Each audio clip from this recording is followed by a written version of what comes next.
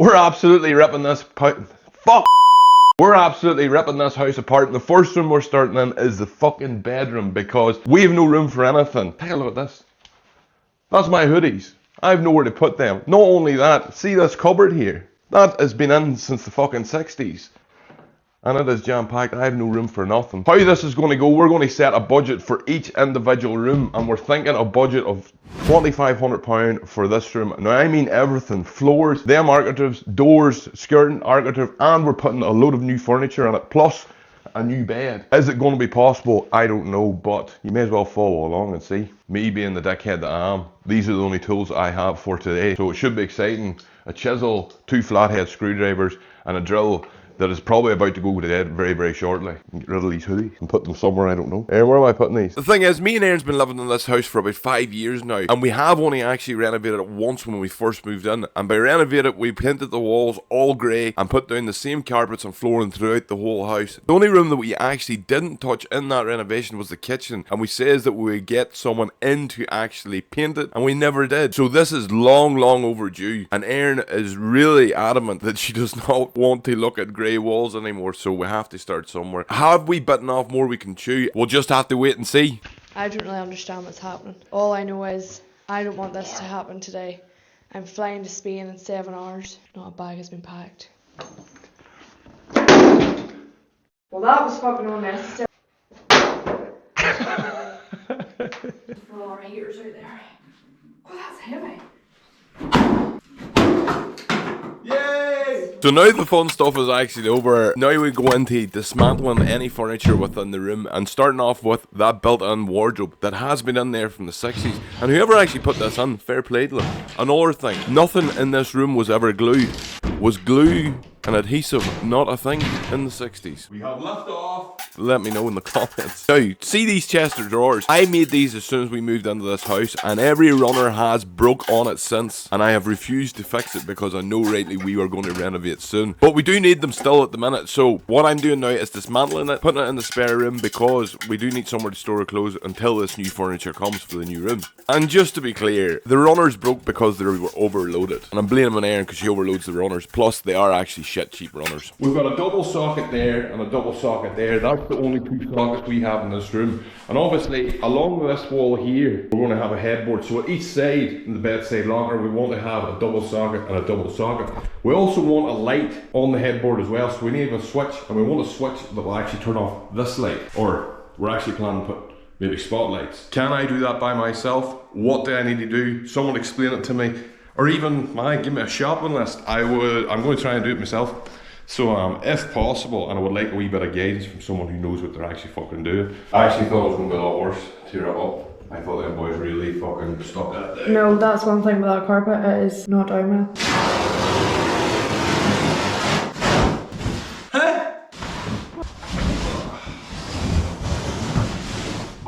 I actually released just a short snippet of the renovation starting on social media, and someone left a comment saying be very careful, those tiles may be asbestos, do not touch them, and if there's black bitumen in below them, they definitely are. I haven't looked and I don't want to look. I'm going to cover that bad boy up as quickly as possible, but can anybody tell me just by looking at this footage, is that asbestos? Plumbers, I've got a question for you as well.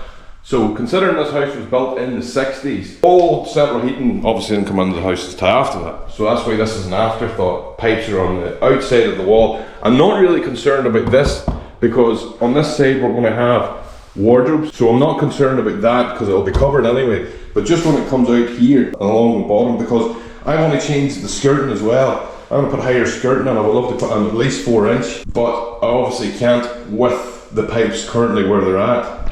Is that a big job to either sink the pipes in the wall or bring the wall out just a slight bit just to cover the pipes? You tell me, is it easier for me to do that also? Can I do that by myself?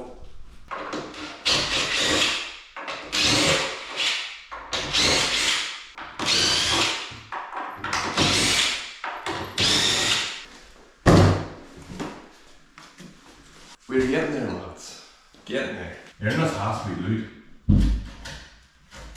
You know what I mean? It has to be glued. That's all right. Put a fucking bit of oak into it, Dark. I know, but it's so narrow, isn't it? Oh, Sheree, we're fucking nailed that. Not even a spot of blue on it. I mean, we go. Go ahead. Just watch in case it pops up. Stand well back. What? Wear the safety glasses. That's well fucking on. Take it away, honey. And yes, I am changing the frames. Window men, I have a question for you. So, there was windows put into this house maybe 10 years ago, and around that. Now, we're having wild problems with stuff, water coming in. So obviously, they're coming off anyway, them armatures around that window, they're coming off, they're being changed. Is there something wrong with the sills in the window, or is it just not sealed properly around the outside?